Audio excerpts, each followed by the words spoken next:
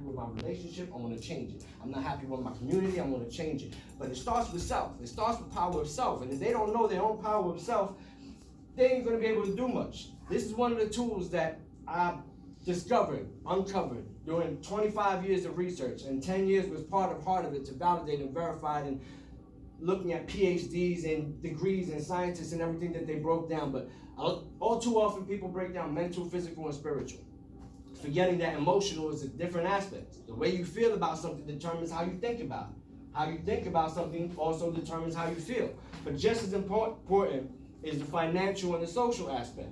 Because you can't get your mind right if you ain't got the money to get the books or the school or the DVD or the video to go to the conference or the meeting and so on and so forth. Social is the people you deal with every day, your family, your friends, the people you go to school with. If we can't teach them to understand that, the way I taught it is as a tool, this is each aspect of self, we call it. And self stands for the spiritual entity in living form.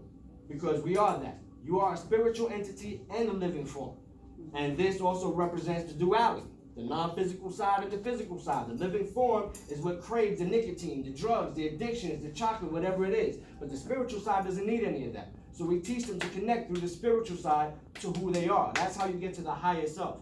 That's how what Righteous touched on in the beginning, that some gang leaders and even organizations within our own organization, I'll be honest, part of what happened in Zulu was that too many egos got in the way and people didn't want to let other people shine. They wanted to shine, or they wanted the money. And it ain't just Zulu. It happened in every organization that existed since the beginning of the movement.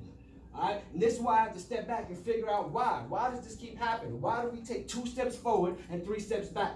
As a culture and as individuals, sometimes we take 3 steps forward, get the good job, the raise, the promotion, and then we get pissed off and blow it up and quit the job and end up back at square one, or with our relationships or whatever else it is.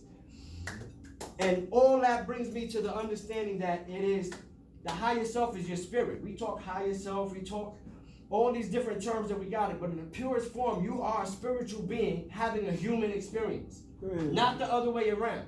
Come on now.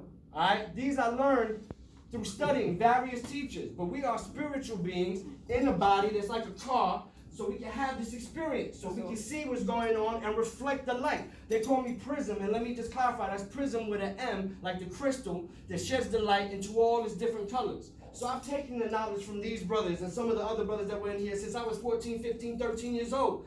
And I shed it in colors that they could understand. So I talked to them, and I talked to them, and I talked to the whites, and I talked to the ROTC, and I talked to the principal. I had the principal doing loud announcements for people who want to get involved because he understood the movement and what we was doing. I wrote essays about it in our school and got awards for it, about what we was doing with the movement. And they asked me, is Zulu Nation the real thing? And I'm like, yeah, it's real. You don't see me wearing the flags? I brought peace. When the Bloods and Crips invaded New York City, we didn't really have all that problem when I moved upstate. They came and they tried. When I first moved out there was beef between blacks and Latinos.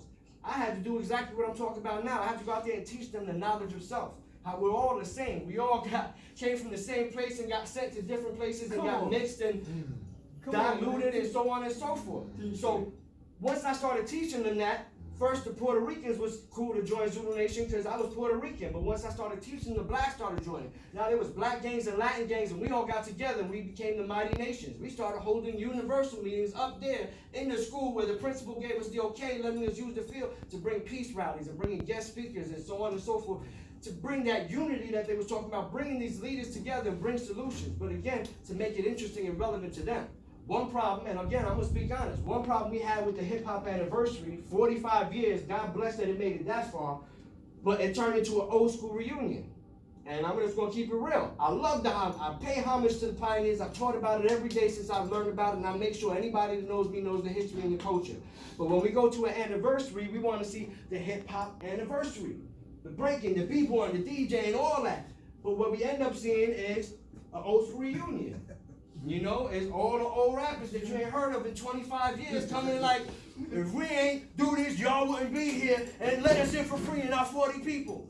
And then they wonder why the young kids don't want to be there. Yes, all right, the sister talked about Fat Joe, and you can feel how you want to feel about it, but he was the first Latin rapper to me that caught my attention and represented the Bronx. So I got homage for it. Now I pay respect for it. Now I know everybody, again, going back to ego, everybody got ego. Martin Luther King had ego. Malcolm X had ego. JFK, everybody got a dark side. Everybody got some vice that they give into. So I'm not going to look at Fat Joe any differently than I look at anybody else. What I can say is that he is a voice that is known and recognized in hip-hop, and he